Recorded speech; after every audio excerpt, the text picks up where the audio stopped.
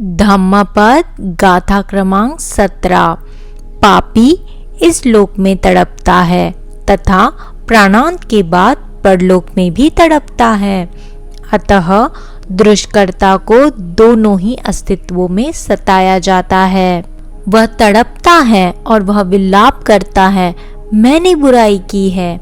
जब वह निचली दुनिया या अपाया गति में से एक में पुनर्जन्म लेता है तो उसे वहां और भी पीड़ा होती है। श्रावस्ती में जेतवन मठ में रहते हुए बुद्ध ने देवदत्त के संदर्भ में इस श्लोक का उच्चारण किया था।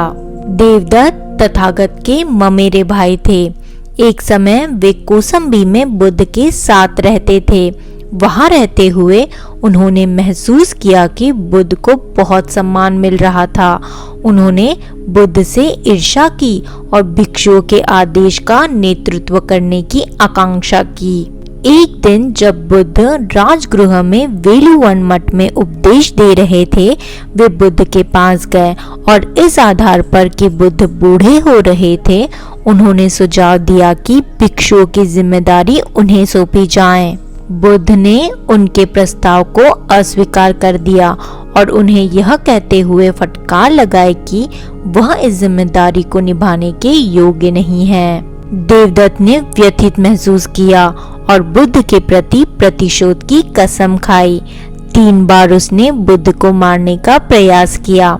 पहला कुछ धनुधारियों को नियुक्त करके, दूसरा गिजाकुटा पहाड़ी पर चढ़कर और चट्टान के एक बड़े टुकड़े को बुद्ध पर लुढ़काकर, और तीसरा हाथी नलगिरी को बुद्ध पर हमला करने के लिए प्रेरित करके।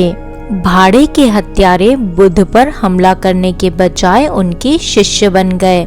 देवदत्त द्वारा लुढ़काया गया चट्टान का बड़ा टुकड़ा बुद्ध के पैर के अंगूठे को थोड़ा सा चोट पहुंचाता है, और जब नलगिरी हाथी बुद्ध पर दौड़ा तो बुद्ध ने उसे विनम्र बना दिया।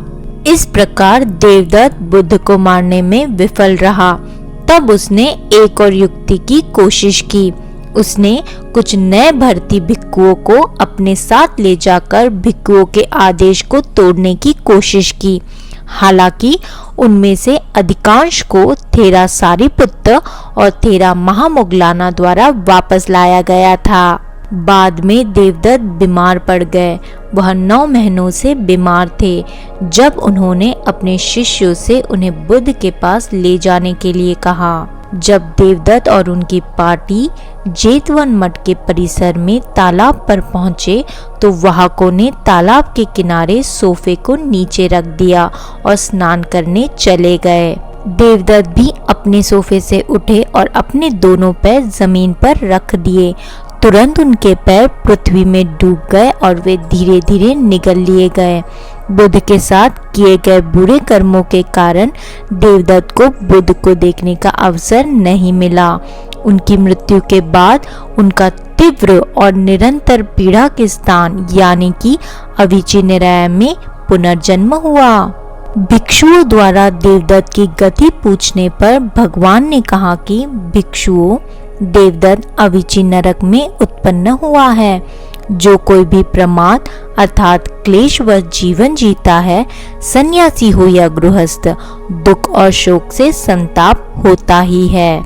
संसार की विचित्रता विभिन्नता इस बात की बोधक है कि उसके कारण एवं हेतु प्रत्यय अनेक है। दुनिया में कोई ऐसी चीज नहीं है जिसका कोई कारण ना हो।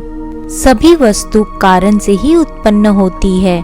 अतः व्यक्ति का विभिन्न जगहों में विभिन्न रूपों में जन्म लेना उसके अपने पूर्व कर्म का ही परिणाम है। विभिन्न देशों, समाजों और स्थानों में विभिन्न प्रकार की समस्याएं होती है। यह देखा गया है कि एक समाज या एक इलाके की जो समस्या है वह अन्य समाज या अन्य इलाके की नहीं है। जैसे एक जगह गर्मी की समस्या है तो दूसरी तरफ सर्दी की, एक जगह पानी की समस्या है तो दूसरी तरफ पानी की अधिकता। गरीब समाज की अपनी समस्या है तो अमीर समाज की अपनी दूसरी समस्या है। यह अहेतुक या बिना कारण नहीं है। कुछ लोग इस लोक में स्वर्ग और नरक होने की बातें करते हैं, लेकिन स्वर्ग और नरक यही तक सीमित नहीं है। यद्यपि इस जगत में अपाहिज, रोगग्रस्त और भोजन आदि के अभाव से नारकीय जीवन जीने वाले असंख्य लोग हैं, तथापि बौद्धिक सुख सुविधा से युक्त जीवन जीने वाले लोगों को देखने से जरूर स्वर्ग नरक का अंतर पता लगता है।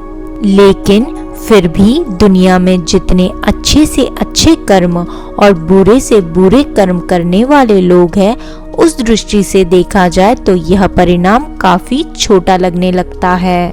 यहाँ हम सोचे कि यदि कर्म फल की व्यवस्था नहीं है तो दुनिया की विचित्रता क्यों और कैसे? प्रेत, नरक और तिर्यक योनियों को दुर्गति कहा जाता है, मनुष्य और देव योनि को सुगति कहा जाता है, स्वर्ग कहा जाता है। यद्यपि यह छह दुनिया संसार में ही है, हमें यहाँ से भी मुक्त होना है, मुक्त होकर निर्वाण को प्राप्त करना है। यदि आपको हमारा काम पसंद आ रहा है तो कृपया इस चैनल को सब्सक्राइब करें। मंगल हो।